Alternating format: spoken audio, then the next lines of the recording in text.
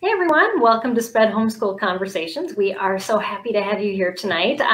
We're continuing on a theme this month of talking about how to help your child achieve their goals for this coming school year.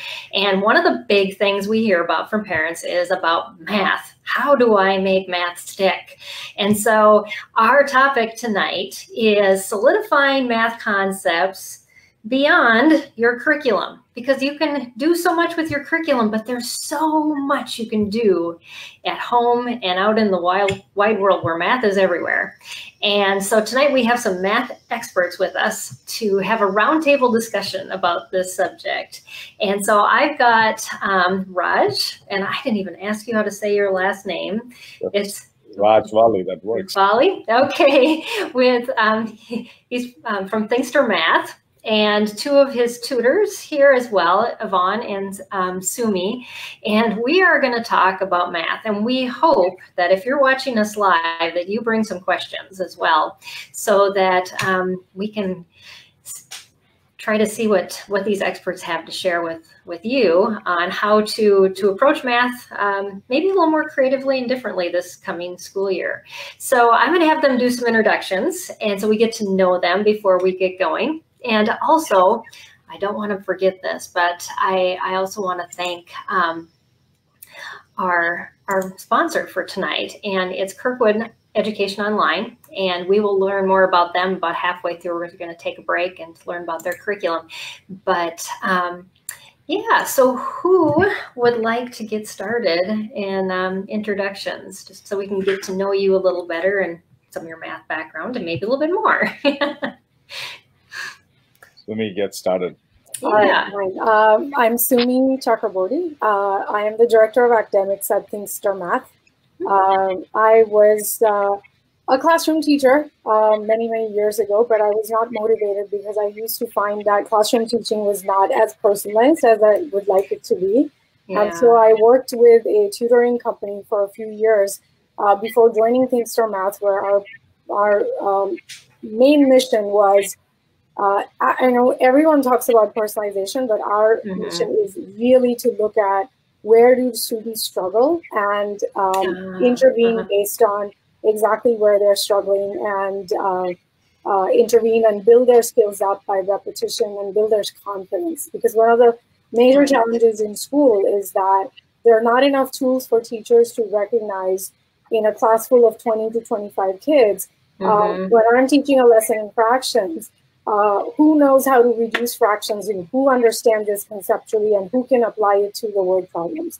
There's no no intelligent tools for them to be able to personalize that, and that is something that we are able to address on our platform. And I will lead the way for Raj, our CEO. Thanks, Sumi, and actually go next. Make sure that we hear from viewers here.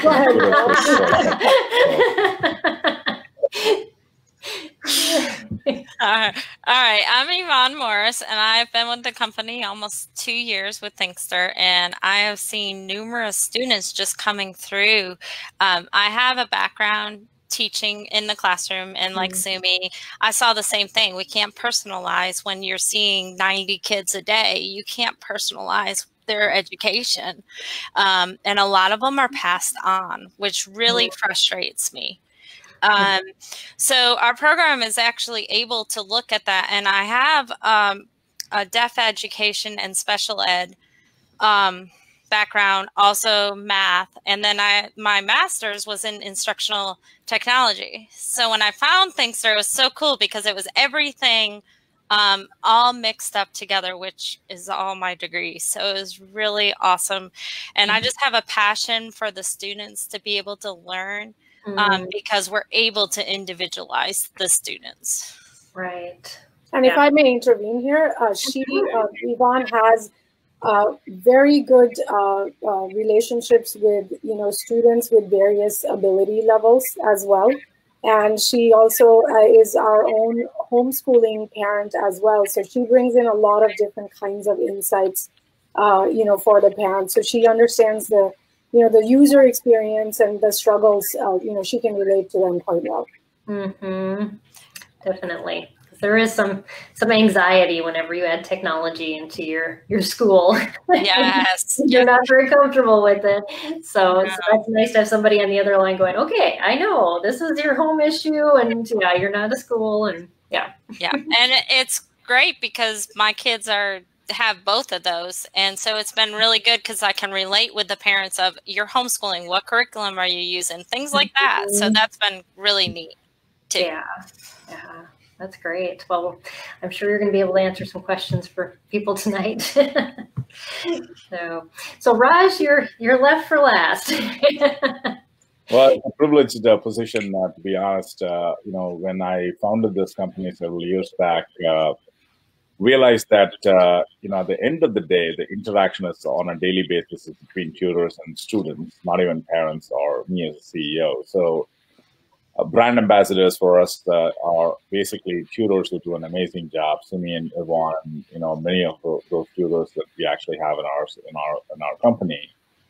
The most important reason why I started this company is honestly not to teach math.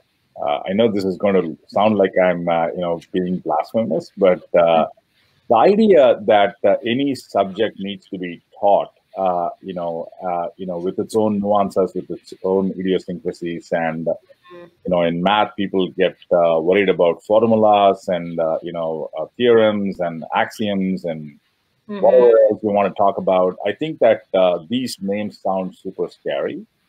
At the end of the day, if you really think about it, math is nothing but a language. You can speak German, you can speak French, you can speak English. If you're from India, you can speak maybe 30 different languages as well. So the idea here is that, once you understand how a language is structured, there is grammar for every language. There is an ability to communicate that grammar.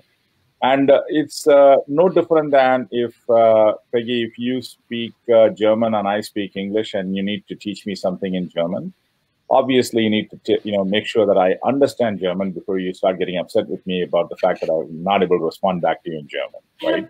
Right. This is no different with kids learning math. If a math teacher is speaking the math language, and students are trying to learn the language of math, it's not at all a problem that students make mistakes. They continue to make mistakes. It's a process, and as long as everybody understands that it's about communication, then it's no longer about math. It's all about trying to communicate what you're asking and what I'm actually providing as an answer, and then you essentially let your guard down, because it's just like. Speaking a language requires confidence, and you have to build the confidence, and it's okay to make mistakes when you're building confidence. And so the company is actually built on the premise that not only are we in the business of teaching math, that's obviously the very first foray that we actually have. What we really built is a knowledge acceleration platform. So what we are doing is that the science of acquiring knowledge on any topics, you can essentially learn anything under the sun pretty much using the same methods and same processes. So I'm happy to talk about math today, but whatever you're talking about for math is equally applicable, whether you're learning tennis or playing music or any of those things.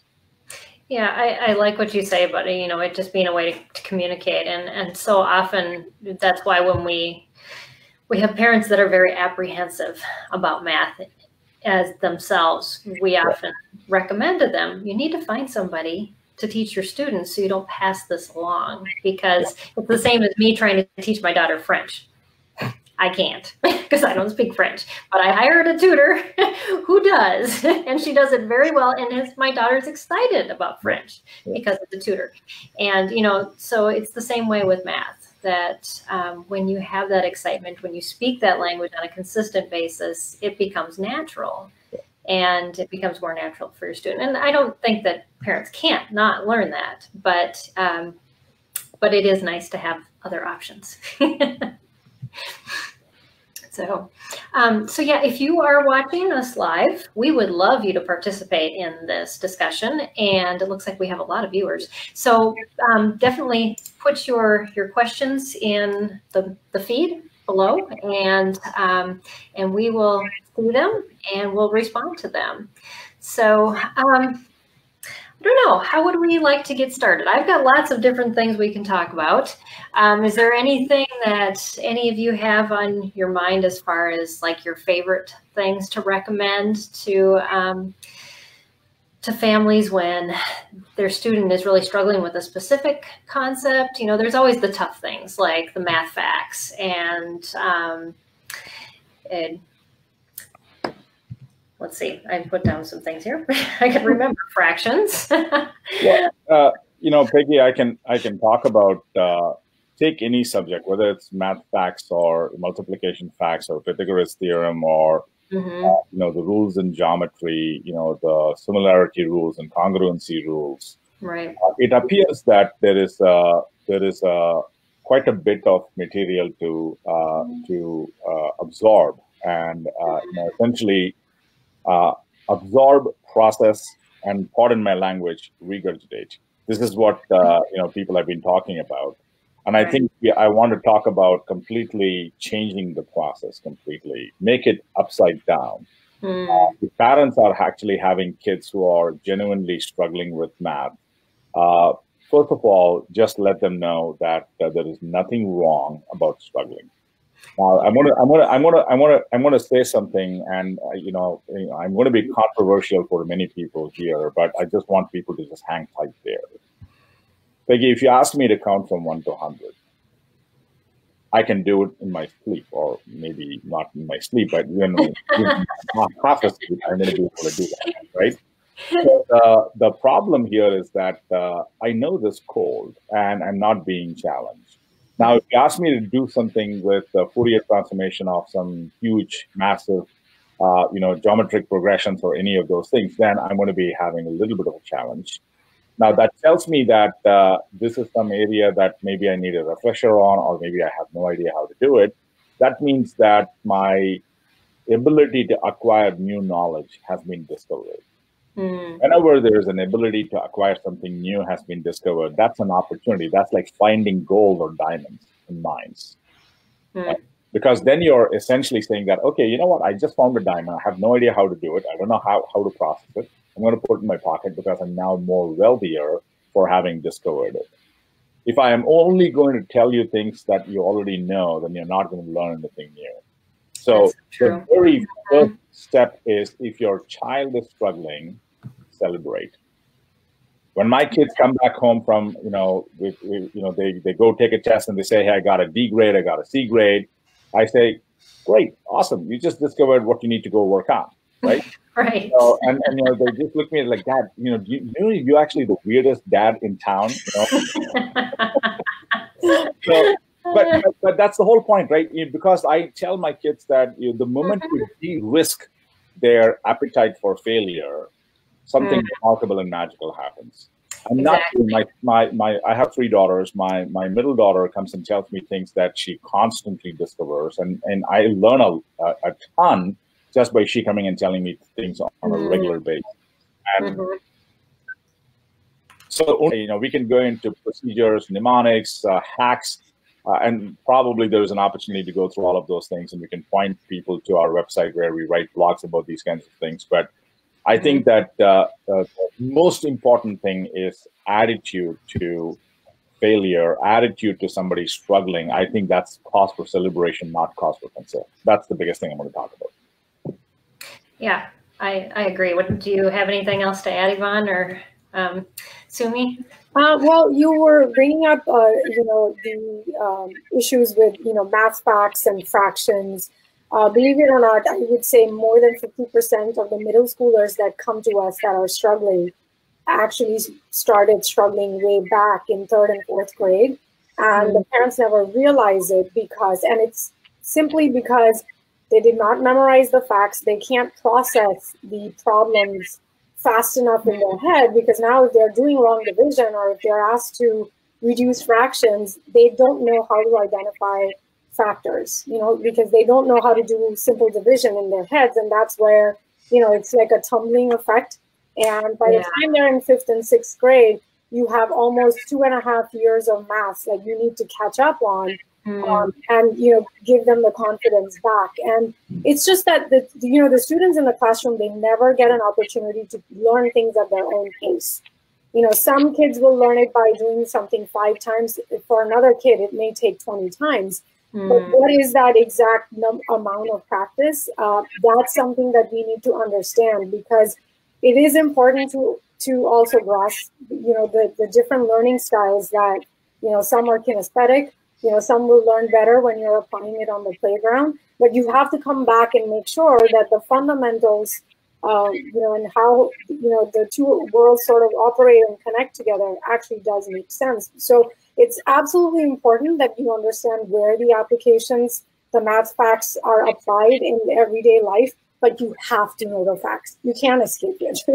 You can't escape it, because even if I'm using calculators, when I'm doing Excel documents and I'm, summing up a column, I need to know that addition doesn't make sense, or, this number is not right. Yeah. So I think that accepting that the students learn at different pace, and let them work at their own pace is kind of is important factor in the process of learning. Yeah, and that very much goes on what you were saying, Yvonne, about schools and just curriculum in general pushes students on at almost like, well, you finished the problems, you made it through this section, so we're just going to move you along. And it's not about the individualized student. Are they ready? And do you want to elaborate any more on that? And also, the confidence continues to decrease. And then because when you don't have that confidence of knowing, 12, we give them a skills assessment, they're back in 4th and 5th grade, because we build them back up. And students do grow very quickly, because we're hitting the nail on the head where the problem is, right? And not just passing them on. We're actually finding, what are you missing, instead of, here's a Pythagorean theorem, now go ahead and square these numbers, and you don't even know what an exponent is. So right, and that's back to what Raj was talking about, this language. What's an exponent? Do you know? So, we'll maybe ask our audience that question. Patricia says hello from Canada. Hello, Patricia. Thanks for joining us. So we have a lot of Canadian students as well. Yes, we do. Awesome. Yeah, I suppose you have a pretty large reach, being. We have students from 30+ countries. Yes. Awesome. Yeah, so again, let's we're going to talk. I guess tonight our subject is about solidifying math beyond the curriculum. So what are some ways that families can work to solidify any type of math? Once, maybe in general, what you finished your math lesson for the day. How do we make this stick, or how do we take it off of the page and put it into the real world? What are some ideas? So I will chime in. I'm going to request Yvonne and Sunita also chime in if they have specific examples they can provide. One of the key things about language learning is immersive experiences, which I think most of us know that if you want to learn Spanish, you go to a Spanish country and essentially go to a Spanish village, and you're surrounded by Spanish, and they claim that you can actually speak reasonably fluent Spanish in 10 days flat. Wow. So I've actually had many of my friends go through immersive experiences. And why is an immersive experience important? It's not the fact that the human brain is extraordinarily plastic. It's capable of absorbing information from multiple dimensions. And so what we have to do as parents is that not just rely on what's actually happening in a school environment. Yeah, that's 8 or 10 hour day, whatever that is. But talk about language. There are multiple ways of saying I'm hungry or I want to have pizza, right? There are multiple ways of communicating that, just using language. Different words, different configurations. So the idea here is that if your child is actually doing, let's say, math with currency, for example, they're trying to manipulate dollars and cents in school. if they're a second grader, if they're a first grader, when you take them grocery shopping, you can talk about the value of money. You can actually ask them to count, give them a basket and ask them to go find things. You're going to spend some money, but go ask them to find a box of cookies and maybe some loaf of bread, maybe some some eggs, and ask them to do the mental math of their mind in terms of how much is this actually, and ask them to actually go buy some apples, because now they have to do the math between of apples they're buying to per pound of apple. And you can even ask them, you can take them to one store, take them to the next store, and you can literally ask them to go buy another pound of apples.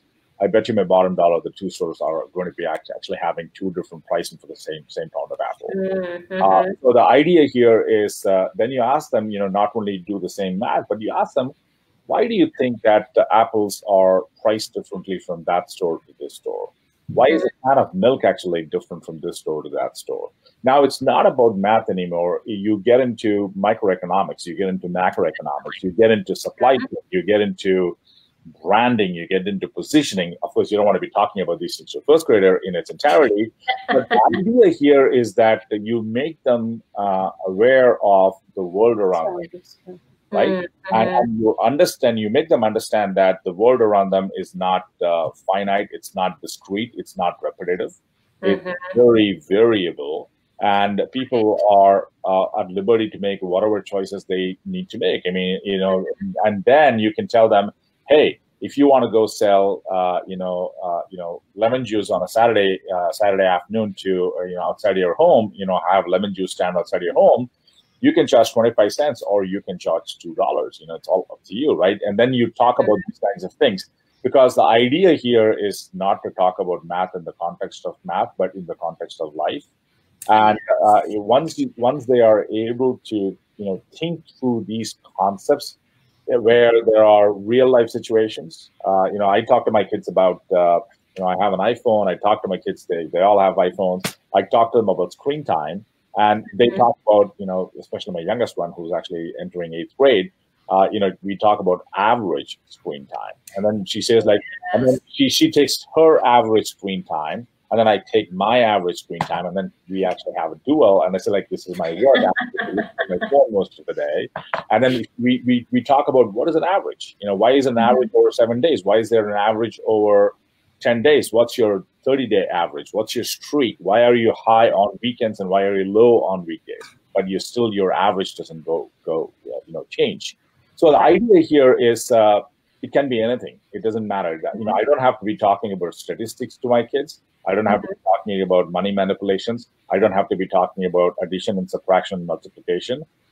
Just by talking about what is really happening in real life, get kids to get engaged with, because stories are much more easier to engage with. This is the reason why people can watch the Titanic and actually, most kids can probably repeat in every dialogue, much easier than actually a history class, for example, right? Because it's visual, there's a story, there is a pattern, there is a sequence, and it all comes together. So my emphasis is always going to be, and stories are actually de-risked by nature, because human beings are predisposed to actually listening acutely for stories, because they can actually find these patterns in their brains. So right, yes, and that's a very important point. Is when a lot of times when we push math, and maybe one of you want to elaborate a little bit more on why this is, but the pathways aren't developed yet, and we're trying to teach students things where their pathways aren't developed and expect them to gain this knowledge as quickly as the textbook is written. Yeah, that happens a lot in the classroom too. And there's a lot of competition too of, well, my friend is in this class, why can't my child be in this class? And your child may not be ready. So really look at where your child is and set them up for success and not for failure because your friend is in a certain class or thing like that, because they may not be ready, because everyone learns at a different rate. Right. So that's really important. I do want to talk about this whole notion of how the brain processes information. I'm going to go back to learning language. The first thing that they teach you when you're learning language is how do you say your name? My name is so and so, right? And then you start to build your vocabulary based on what you already know. So you know 3 words, I can add 2 more words to it, and then I can map 3 more words to it.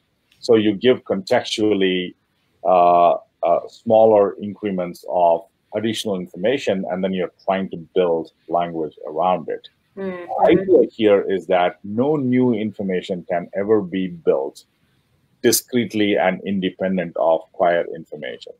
Yes. This is the most important thing, right? So if I'm learning a language, I can't just you can't just ask me to start talking about what's your name and then what did you have for lunch. It's like completely 2 different, unrelated material that the brain has a capacity, the random access memory. It's a very finite, very small capacity in the brain. So you don't want to overload. This is why when you give random numbers of 28, 56, 74, 95, people will start losing you after the 7th 2-digit number. Right. So the idea here is that you need to anchor information. If I say, hey, how old are you? I'm 28. Okay, I think the next number is going to be 4 more than 28. I don't have to remember 32 in my head. I know that it's 28 plus 4 more. It's basically 32. People talk about this in the context of memory palaces. We are talking about this in the context of actually learning something. So when we are talking about teaching something to a kid, a student, we need to make sure that what information do they know before, and how can I relate new information to the old information? This is called anchoring. And this is how the brain forms memories. So how old is your sister? My sister is 32. I'm 28. She's always going to be 4 years older than me, right? Now there is a pattern that that logic holds good. So I can teach algebra on it. I can teach addition on top of it. So the idea here is all about anchoring, because once again, I'm going to go back, right? Why anchoring, right? Because anchoring is about creating a story pattern. The reason why the Titanic is actually much more memorable is because they understand the sequence from one screen to another screen. They understand what actually happened. So if we can think about all of the things that happens to a child from the context of what was the original screen, preliminary information, what is the new information I'm going to be actually talking to and teaching the kid, can they relate the new information to the old information? So the new information is technically not that brand new. Then all the magic happens. Right. So my question for you then is, as a parent, and we're working with our student, how do we figure out what's anchored and then how to take, what is the adequate next step to take to add on to that, and what's too much? One of the things that's very common when parents come to us is they will say, it's very common, a 2nd or a 3rd grader, parents will say, my child is really afraid of word problems. They just can't do it. And then you ask, well, if I ask your daughter what 7 plus 8 is, can she tell me that it's 15? No, she'll probably use the tally marks. So now imagine you're throwing her into a situation where she has to make the judgment call of whether, do I need to add? Do I need to subtract? Do I need to multiply? But I can't even add 7 plus 8 yet, proficiently. Right. So that's where your building blocks are. So you gotta keep going back and say, why is my child afraid of word problems? Is it because there's 3 sentences on it? There's a flow of the way that we introduce the word problems into our system as well. And that is important. And of course, not every parent has the time to look into that. However, if you're pretty hands-on, you got to look at what step did your child stop responding to you, and keep asking them easier questions to figure out up to what point were they confident enough to answer you back. That's great. That's a good point, because confidence can get lost at any point. I do want to make one point from what Sumi said, which is the point of building confidence in a child. This is, people talk about in the context of growth mindsets and, stagnating mindset or negative mindset. if a child is making a mistake, don't tell them, gosh darn it, why are you making this mistake? Don't ask them that question. Yeah. Right? You have to ask them the question like, okay, you know what? I know you can do it. I know you're really intelligent. You're probably not just thinking about this correctly. Why don't we sit down and talk about why this is actually happening? We have to make, in fact, I've actually experimented with my own kids, to be honest, right? I tell them, if you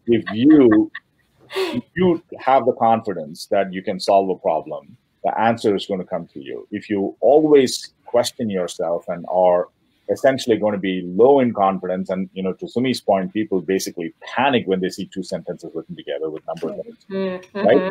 And then it doesn't matter. Even God can be in front of you. You're not going to solve the problem, right? It's not about your capacity at that point in time. It's your inherent inability. It's like being frozen when you have to see a big elephant in front of you and you can't use your spear to actually defend yourself, right? You have to go back to human evolution. Human evolution, Darwinism, has always made sure that the current people, human beings in the planet, are survivors and not, woospots, right? So they are capable of doing remarkable things. And the reason why we're here on the planet at this point in time is because you're resilient human beings. So we need to make sure that our kids realize that they are extraordinarily gifted human beings and they're capable of accomplishing a lot of things. And you have to tell them, hey, the answer is there somewhere to be found. It's just a matter of being diligent and just Pitbull to a bone to make sure that you can and will be able to solve a problem. In fact, I actually, I was in a PhD program way back when, and I tell them that, hey, you guys have it actually easy. When I was in grad school, sometimes when the professor gives you a problem, the solution is there is no solution, right? In 5th grade, you don't have the problem. There is a solution. So true. Well, we're going to take a quick break and hear from our sponsor, and then I'm going to have the folks from Thinkster Math back. So think about your questions that you want them to answer, put them in the feed, and we'll be back with them in just a few minutes. So I'm going to pull up our sponsor here, and it's Kirkwood Education Online, and I'm just going to read to them read to you what we have to share about their, if I can find my mouse. All right, let's see here.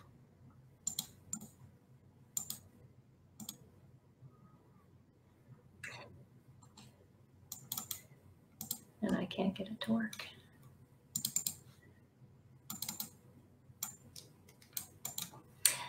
All right, well, I'm just going to let you know about Thinkster, or about Kirkwood Education Online as much as I can remember, because my information is not coming up about them. So they are an online curriculum, and let's see if I can get, sorry, my computer is not working for some reason. Here we go. So hold on with me for a second. This is what happens when we go live.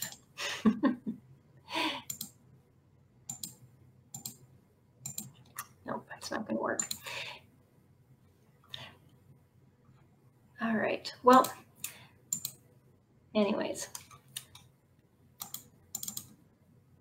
So yes, Kirkwood Education Online is one of our sponsors, and as well as one of our partner organizations with SPED Homeschool. And they offer an online education that is self-paced, and you can get a 30-day free trial if you go to Kirkwood Education Online, and I'm going to put up their website here for you. But I definitely would say check them out if you're still thinking about curriculum and you're going, I don't know. 30-day trial is great. So, and I know there are parents who have children that struggle, that use their curriculum, and they have found it a blessing. And so, and I'm sorry I could not get that information pulled up, but for some reason my mouse is not working. So hopefully it works for the rest of this broadcast to bring the rest of our guests back up. So let me try that. And yes, it is. So just another glitch with this beta program. So it's another thing to report to be live. So, Well, thanks everybody for staying with us, and thanks to all of you from Thinkster Math. We have a new configuration because I brought you up differently. But we have Sumi, Raj, and Yvonne here from Thinkster Math, and we're talking about how to solidify math concepts beyond the curriculum. And a lot of what we've been talking already is not just hands-on things at home, but conceptually, as a parent and as an instructor of your student, how to approach math differently. And Raj, you've made some really good points on really approaching math as just a language and a means to translate a life from the perspective of how numbers integrate in lots of different ways. And I loved your example from the grocery store that, and just macroeconomics. We often will get so stuck in that mindset that math is about what we've seen in a book, and that makes it difficult. But we've got a question. Are you guys ready for something? Okay, so Angela says, how would you recommend approaching math with a student who's already overwhelmed by math or has negative emotional response to it? That's a very good I think it again goes back to finding that comfortable, independent solving point for each student. Going back to figure out where did your child stop responding to you, and figuring out that comfortable point, and then moving forward from there. That will be one way to approach it. Yeah, you have something to add? Yeah, I wanted to add, and Sumi's on point there. Generally, and I don't want to draw a broad-based common denominator answer. It depends on the situation. It depends on the child. It depends on why they are actually having a negative emotional response. The idea here is that generally any emotional response, and I talk about, we're not in the business of teaching math. We're in the business of actually understanding human beings, because human beings are predisposed to being knowledge acquirers. So you're actually going against science when you say that somebody is not able to learn something. It has nothing to do with what they are learning. It's the environmental influencer. So it's about the emotional state. It's about anxiety. It's about anxiety about something that happens either during the process of learning math, or anxiety about figuring out that, hey, you know what, when I try to solve math problems, the very first or the second or the third or the fourth answer I give generally tends to be the wrong answer. And so you don't want to do it again. So any human being, if they are put in that kind of a situation, is going to start to learn that they are bad, that it doesn't work for them, that they are not, this is not for them, right? If you put a camera shy person in front of a camera every day they wake up, they're going to hate you, and they don't want to see a camera. Is that saying something about me?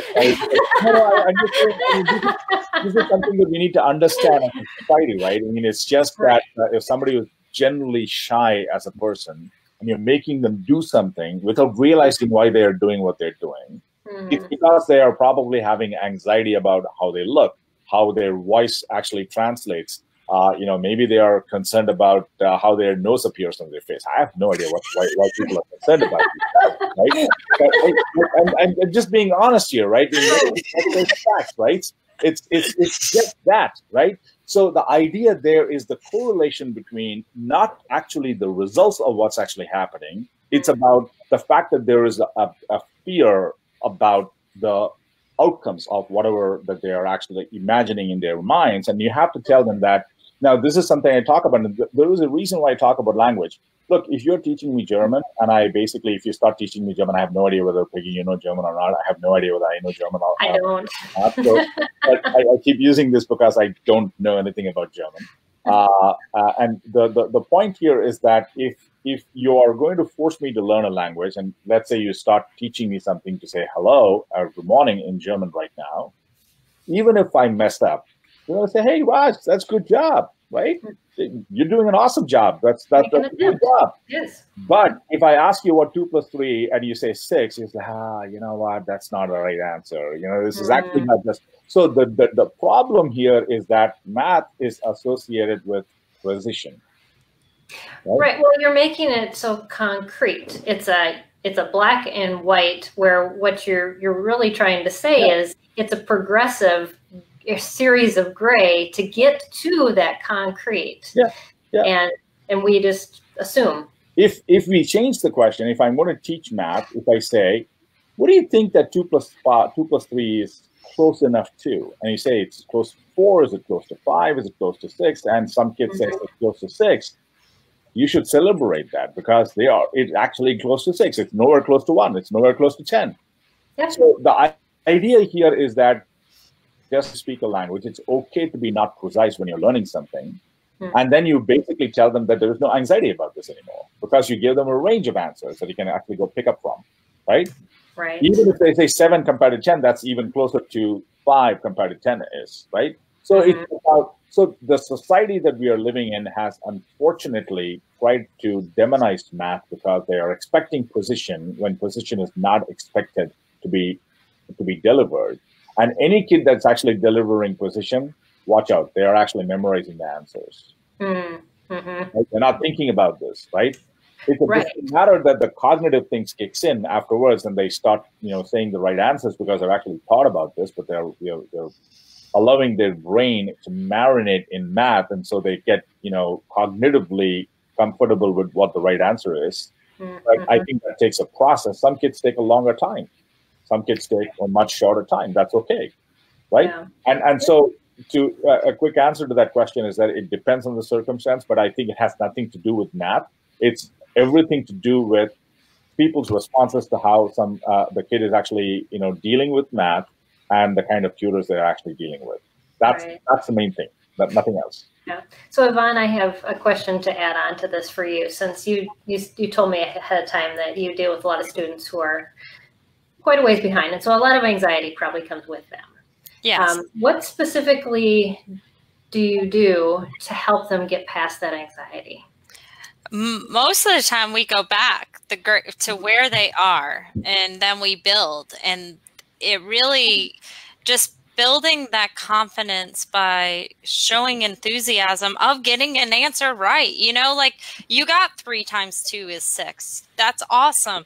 Now we continue to build from there, and it's not that they're always getting the answer wrong. They're getting the answers right, which builds the confidence, and then we continue to build. And it's so cool because we will grow a lot. A lot of students will grow tremendous amount once they start seeing success.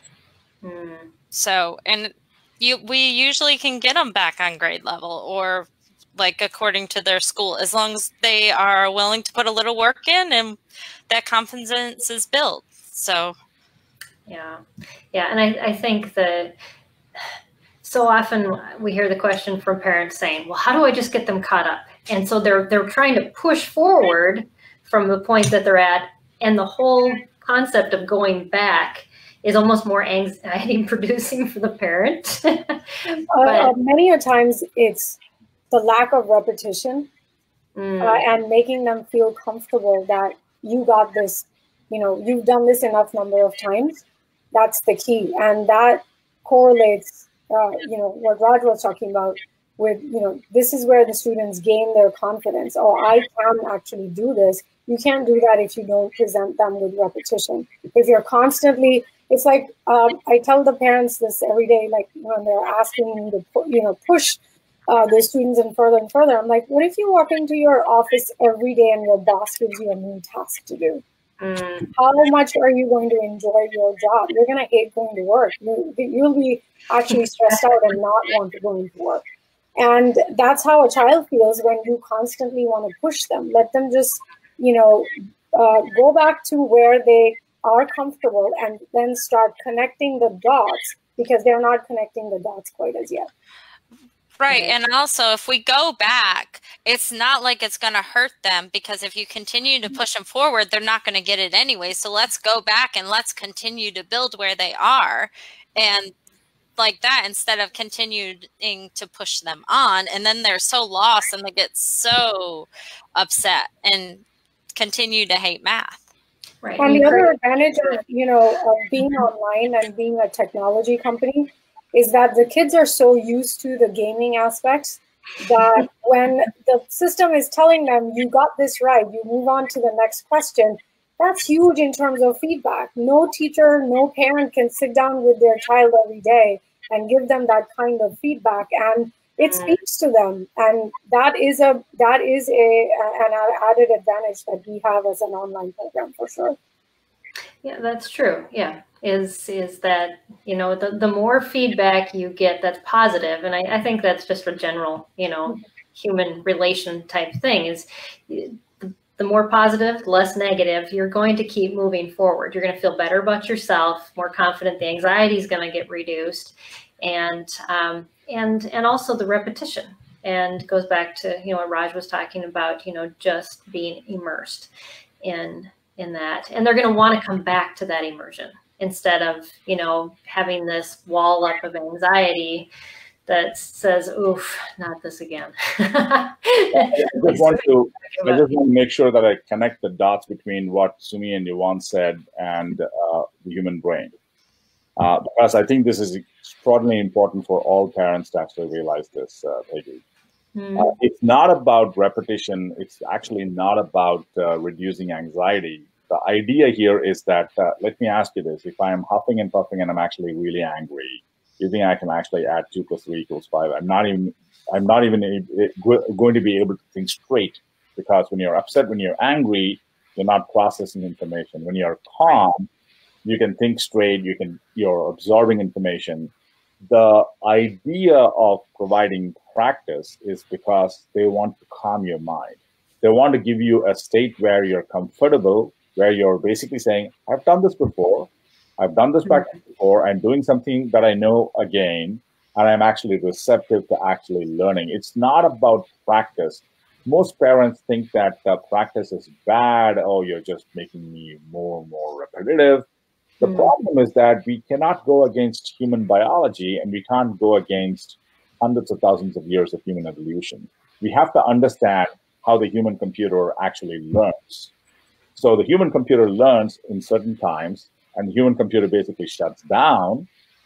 Have you seen 2 kids arguing at home and they can get nothing done, right? Oh, yes. It used to be my house all the time. I have 3 kids, so this is life, right? So it's just that we have to get kids into an emotional frame of mind. How do we get that in an academic context? By giving them something that they know before. This is the same point I said, anchoring, which you give them comfort by giving them something that they already have some awareness of, and then give them something incrementally slightly more complex, but they're doing more practice. They are in a calmer state of mind. They are receptive to more information. And by the way, this is true as much for special needs kids as well as for any other kids as well. It's even more so true for special needs kids, because their brain processing capacity has to be more calmer for them to learn more. The more anxiety they have, the less they learn, right? And this is, so there is a practice and process of why things happen, but there is a biology, the limbic system and the cortex, and where things actually happen, that's actually driving, that's the science behind what's actually really happening. Right. And we see that with a lot of kids on the autism spectrum and other things, that they bring so much anxiety in. And so putting them on bouncy balls and other things will help reduce that anxiety. I'm going to turn my sound off here for a second. I got a cough. But is there anything else that you guys can think of that you want to share for just a second? Yvonne, Sumi, do you guys want to talk about how Thinkster works in terms of providing feedback that is less anxiety-inducing and more comforting for kids who actually have anxiety in their systems already built in? Do you want to talk about that? I think, Yvonne, why don't you talk about that just a little bit, since you work with so many kids that have so many different personalities as well. So are you talking about the immediate feedback with the sounds, or are you talking about the feedback that we give as teachers? All of the above, right? I mean, the idea is, I know that we don't advertise that we talk about us being extraordinarily good with certain kinds of kids with certain types of special needs challenges. But I think that, Yvonne, if you can talk, especially since you have as much experience with these kinds of students, what are the system features that actually help a child be responsive to feedback, both system-wise and also from the tutor interactions as well? If you can talk about that, I think from a tutor perspective, that'll be really awesome.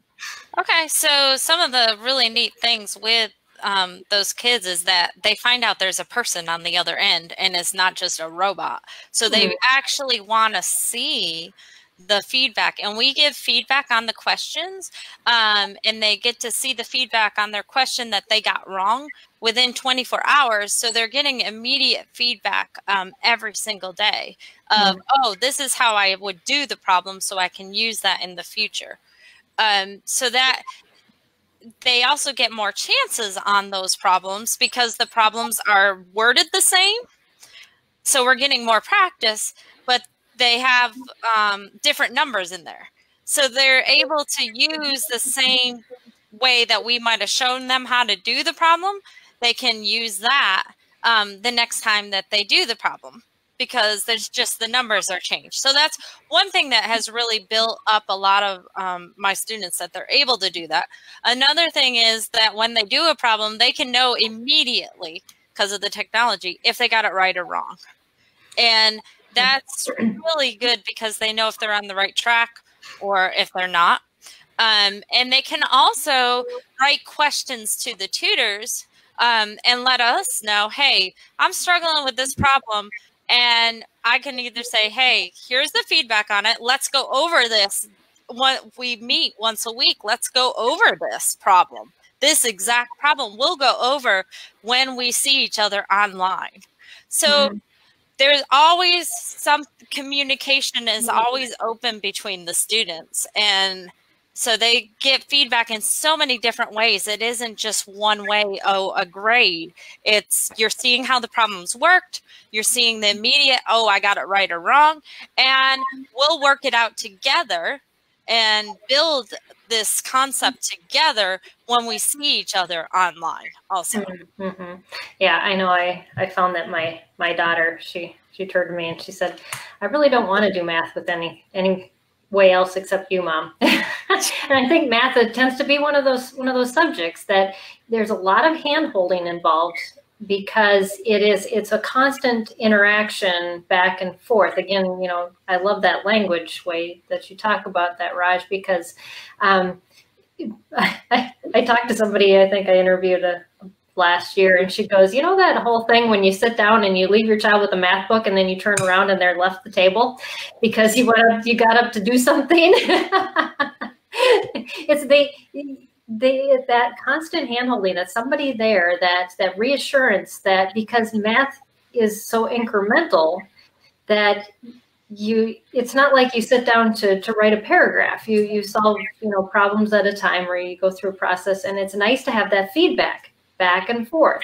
It's this conversation, and I think we often forget that as we see, a whole series of problems. Well, why don't you just do all these and then I'll get back to you afterwards? And that's not enough. I think also philosophically, we actually, even though we're a tutoring company, we actually philosophically, we want to make them independent learners.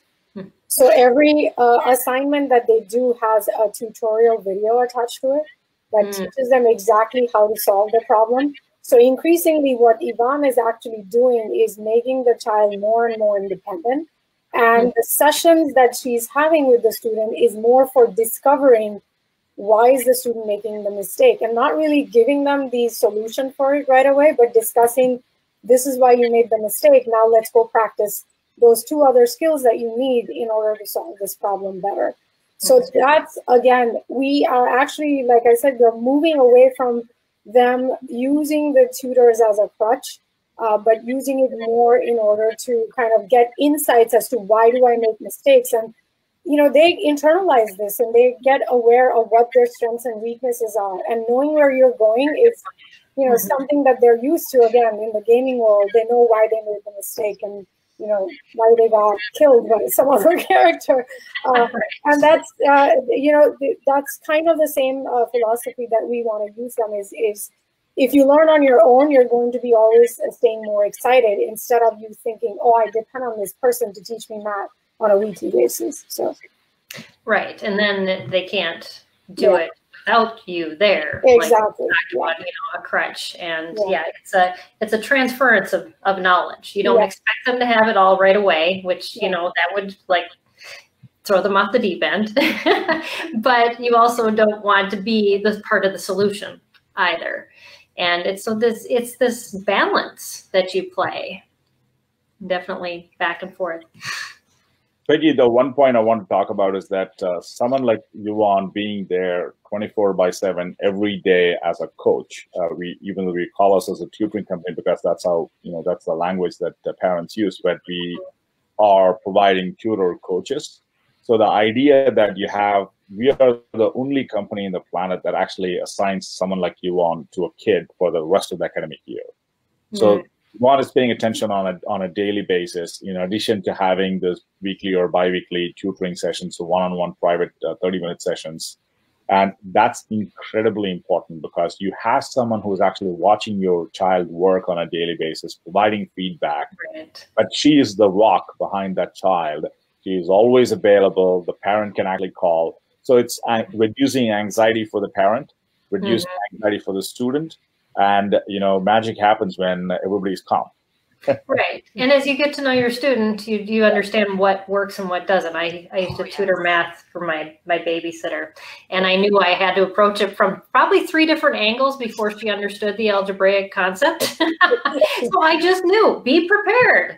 I'd have 3 different ways to show her that. And so that is nice because you have somebody who is getting to know your student. And really you do. You have to understand how a child learns, because back to what Yvonne was saying is that, they have their own pace, they have their own way, and you just have to allow that progress to happen for that child.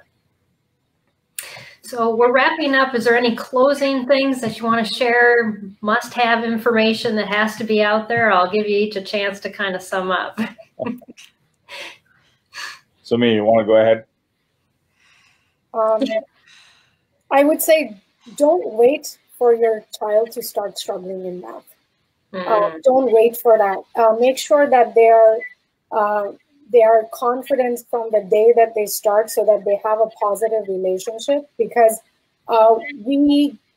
parents get very anxious when their child cannot read, but it takes them, for their child to get to 10 to 12 years of age to say, oh my God, my child really struggles. So it's important to have that positive positive relationship with math when they're young, so that we don't have to do a lot of catch up, so that they can grow and have a positive attitude towards it.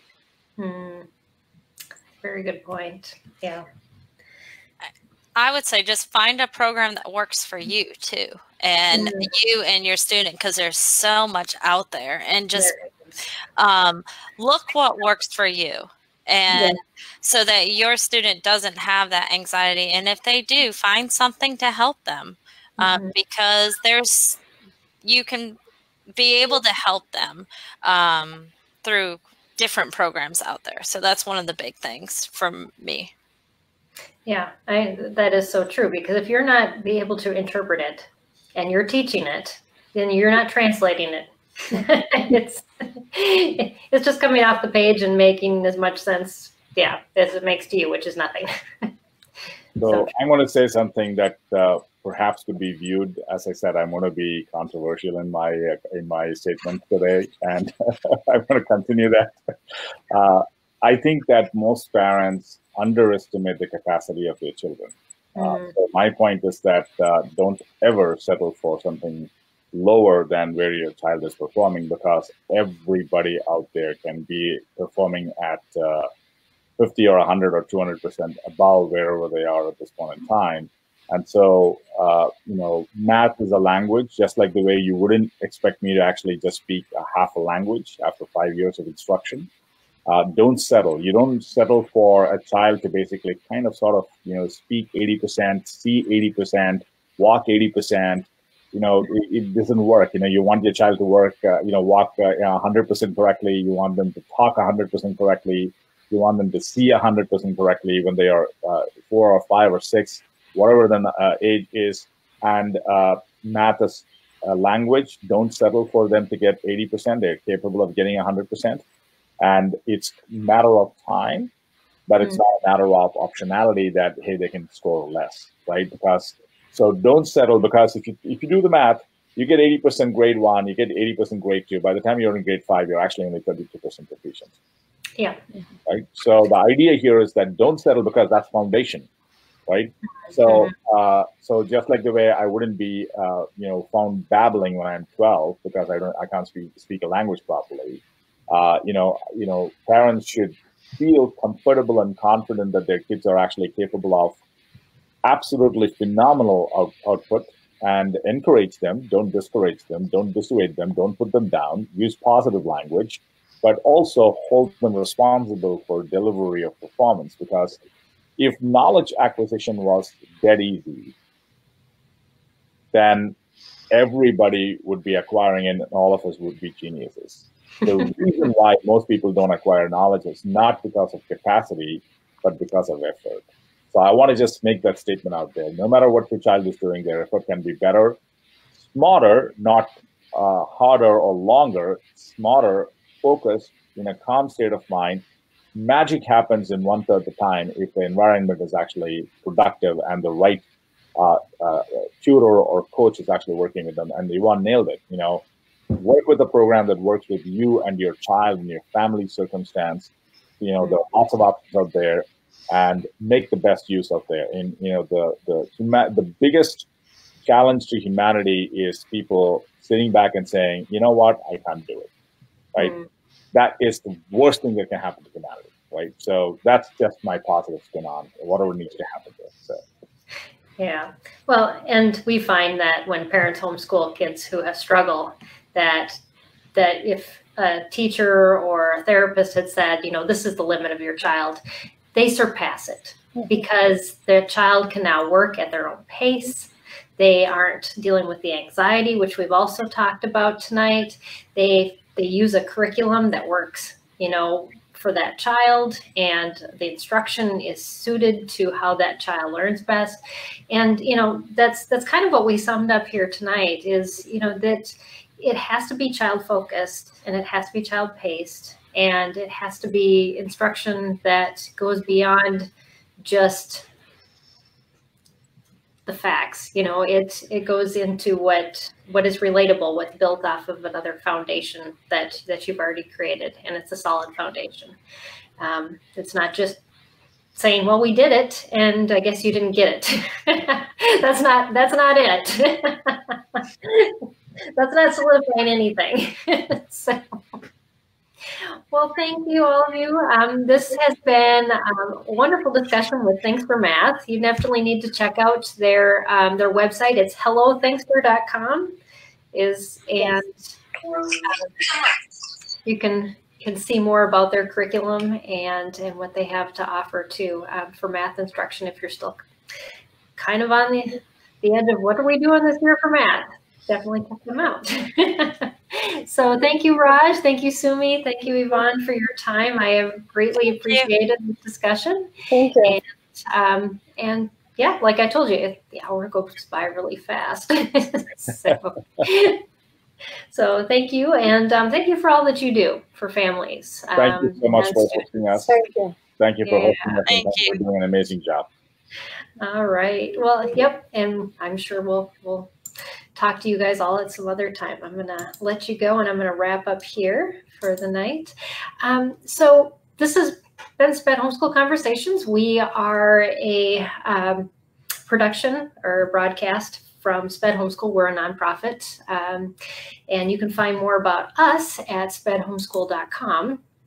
And you can visit our website. We've got a lot of great things on there, and just to help you homeschool a student that struggles. So next week, as we keep on this theme of how do I help my child reach their goals for this coming school year, we're going to talk about learning styles, but not what you think.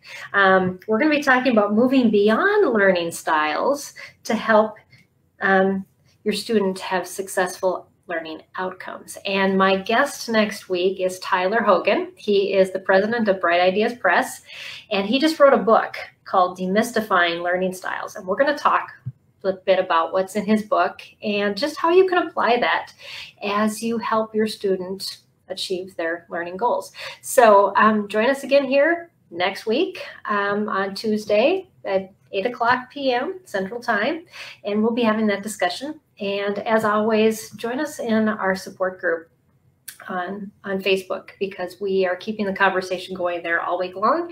If you have questions, throw them in, just like on our broadcasts.